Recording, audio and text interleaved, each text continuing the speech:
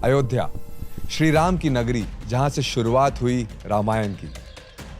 एक ऐसी कथा जो भारतवर्ष के इतिहास की पहचान है।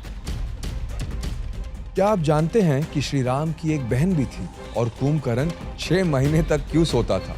या ये कि रावण की पत्नी मंदोदरी जन्म से एक जानवर थी। अयोध्या से लेकर चित्रकूट तक, रामेश्वरम से लेकर लंका तक, हर जगह रामायण की कहानियां हैं जिन्हें ये दुनिया सदियों से सुनती आई है, जिसमें अनेकों किरदार बसे हैं। रामायण में छुपे हैं कुछ अनकहे किरदार और उनसे जुड़ी कुछ अनसुनी कहानियां।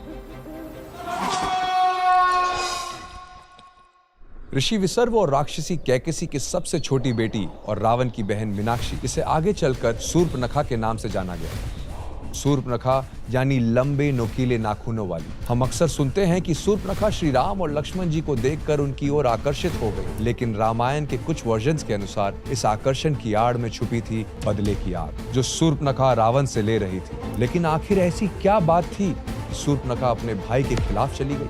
जब शूर्पणखा जवान हुई तो दानव दुष्ट बुद्धि के प्यार में पड़ गई। दुष्ट बुद्धि काल के दानवों का राजा था। उन दोनों ने भागकर शादी कर ली। ये बात जब रावण को पता चली तो वो गुस्से से आग बबूला हो उठा, क्योंकि दानवों और असुरों के बीच सदियों से दुश्मनी चली आ रही थी। रावण हैरान था कि आखिर दानवों का राजा होने के बाद भी दुष्ट बुद्धि शूर्पणखा से शादी कैसे कर सकता है, जो शूर्पणखा की आड़ में रावण की मृत्यु का षड्यंत्र रच रहा था। रावण ने दुष्ट बुद्धि के राज्य पर हमला बोल दिया और उसकी हत्या कर दी। अपने पति की मृत्यु होने पर शूर्पणखा बहुत दुखी हुई और इसी कारण उसके मन में अपने भाई के खिलाफ नफरत बढ़ने लगी। यही कारण था कि उसने रावण के मन में सीता जी को पाने की इच्छा जगाई और रावण की मृत्यु और उसके परिवार के विनाश के साथ शूर्पणखा ने अपने पति की हत्या का बदला लिया। रामायण में शूर्पणखा की कहानी सीता माता के अपहरण से पहले ही खत्म हो जाती है, लेकिन श्री राम और रावण को एक दूसरे के सामने लाकर खड़ा करने में शूर्पणखा का बहुत बड़ा हाथ था। ना ही वो रावण के सामने जाकर सीता जी की खूबसूरती का गुणगान करती, ना ही सीता जी का अपहरण होता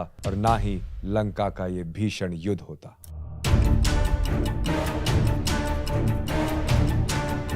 रामायण का एक ऐसा राक्षस जो 6 महीने लगातार सोता था और फिर उठने के बाद 6 महीने लगातार खाता था, रावण का छोटा भाई कुंभकर्ण। लेकिन क्या आप जानते हैं कि कुंभकर्ण लगातार 6 महीने तक सोता क्यों रहता था? इसका कारण था एक श्राप।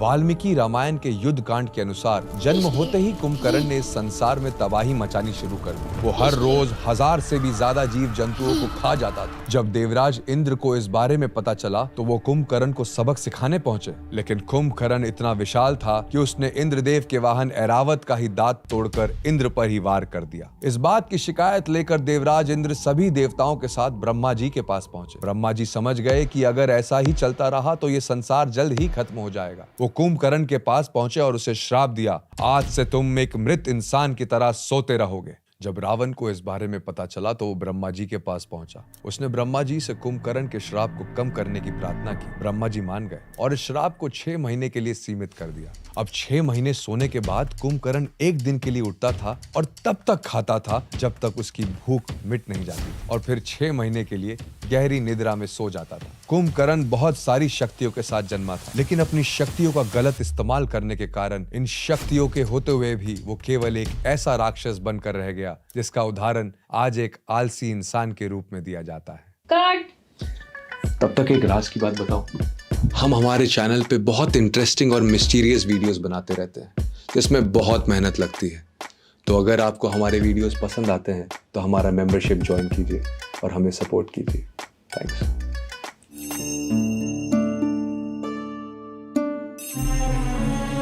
रावण की पत्नी और लंका की महारानी मंदोदरी, जिनका जन्म एक मेंढकी के रूप में हुआ था। रामायण के उत्तरकांड के अनुसार मंदोदरी असुरों के राजा मायासुर और देवलोक की अप्सरा हेमा की बेटी थी। लेकिन उड़िया धर्म पुराण के अनुसार मंदोदरी जन्म से कोई कन्या नहीं बल्कि एक मेंढक थी।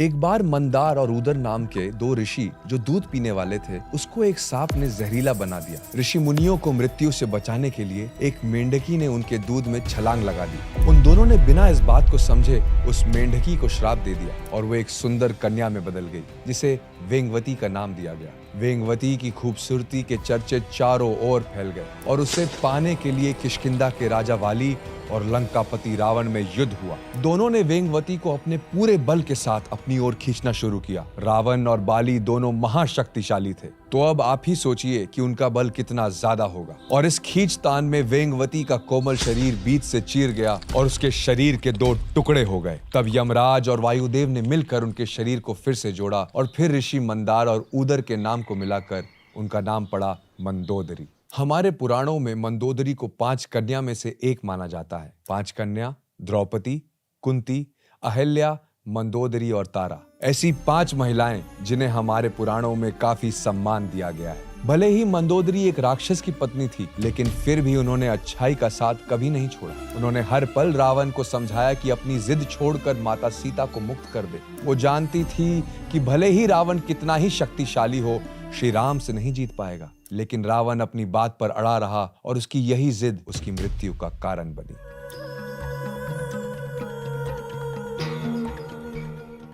पूरा संसार श्री राम को राजा दशरथ के बड़े बेटे के रूप में जानता है, लेकिन श्री राम से भी पहले राजा दशरथ की एक बेटी थी जिनका नाम रामायण में लिया तो गया है, लेकिन उनके बारे में ज्यादा लोग नहीं जानते। राजा दशरथ और माता कौशल्या की पहली पुत्री और श्री राम की बड़ी बहन शांता, लेकिन उनका नाम रामायण में इतना महत्वपूर्ण होने के बाद भी गुम क्यों हो गया?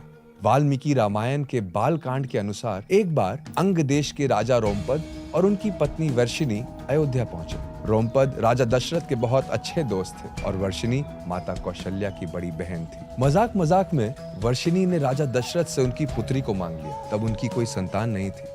राजा दशरथ उनका ये दुख समझते थे और इसीलिए उन्होंने ये बात स्वीकार कर शांता को गोद देने का वचन दे दिया। अब क्योंकि रघुकुल रीत सदा चली आए, प्राण जाए पर वचन न जाए, तो राजा दशरथ ने अपनी प्राण से प्यारी बेटी शांता को राजा रोमपद को सौंप दिया। राजा रोमपद शांता से बहुत प्यार करते थे। एक बार शांता से बात करने में वो इतना खो गए कि उन्होंने द्वार पर आए एक ब्राह्मण को नजरअंदाज कर दिया। वो ब्राह्मण इंद्रदेव के भक्त थे। उनके इस अपमान से इंद्रदेव बहुत क्रोधित हुए और उन्होंने रोमपद को सजा देने का फैसला किया। कुछ समय बाद अंग देश में भयंकर अकाल पड़ा। अकाल से उबरने के लिए और इंद्रदेव को मनाने के लिए राजा रोमपद ने ऋषि श्रृंगी को यज्ञ के लिए बुलाया। यज्ञ के बाद अंग देश में अकाल समाप्त हुआ। सबने इस बात के लिए ऋषि श्रृंगी का आभार माना और उन्हें सम्मानित करने के लिए शांता का विवाह उनके साथ करा दिया। आगे चलकर इन्हीं ऋषि द्वारा किए गए यज्ञ से श्री राम, लक्ष्मण, भरत और शत्रुघ्न का जन्म हुआ। देवी शांता का जन्म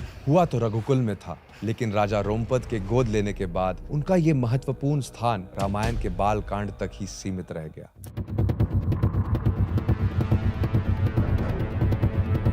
लक्ष्मण जी, जिन्होंने अपना पूरा जीवन श्री राम की सेवा में बिता दिया, लेकिन श्री राम के दिए गए एक वचन के कारण उन्हें इस धरती को त्याग कर जल समाधि लेनी पड़ी। पद्म पुराण के अनुसार कई सालों तक अयोध्या पर राज करने के बाद एक दिन श्री राम के दरबार में एक साधु आए। उन्होंने श्री राम से कुछ देर बात की और फिर वो दोनों अकेले में बात करने के लिए कमरे में चले गए। श्री राम ने लक्ष्मण जी को आदेश दिया कि किसी को भी अंदर ना आने दिया जाए। अगर ऐसा हुआ तो लक्ष्मण जी को मृत्यु दंड दिया जाएगा। लेकिन आखिर ऐसी क्या बात थी जो कोई नहीं सुन सकता था?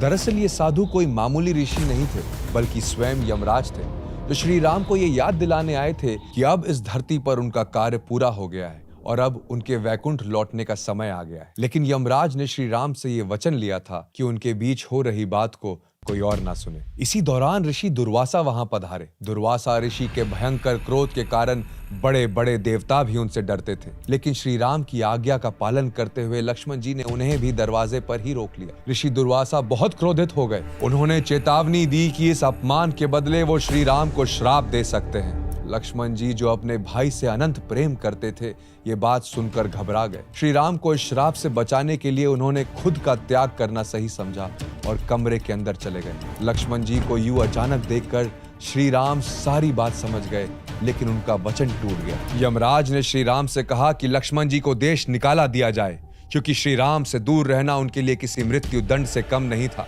लक्ष्मण जी, जिनके जीवन का महत्व ही श्री राम से था, ये बात सह नहीं पाए और उन्होंने सरयू नदी में जाकर जल समाधि ग्रहण की और अपने शरीर का त्याग कर दिया और वैकुंठ में अपने शेषनाग रूप में प्रभु के लौटने का इंतजार करने लगे। श्री राम के प्रति लक्ष्मण जी का ये प्रेम और समर्पण ही उन्हें राम जी के साथ एक करता है। तो ये थे कुछ ऐसे किरदार जिनकी कहानियां और ओरिजिन रामायण में ज्यादा डिटेल्स में नहीं है। अगर आप ऐसे किसी किरदार के बारे में जानते हैं तो हमें कमेंट्स में जरूर बताइएगा। अगर वीडियो पसंद आया तो इसे लाइक और शेयर कीजिए और ऐसे ही अनसुनी, अनदेखी, अनकही कहानियों के लिए राज को सब्सक्राइब करें। मिलते हैं अगले वीडियो में। जय श्री राम।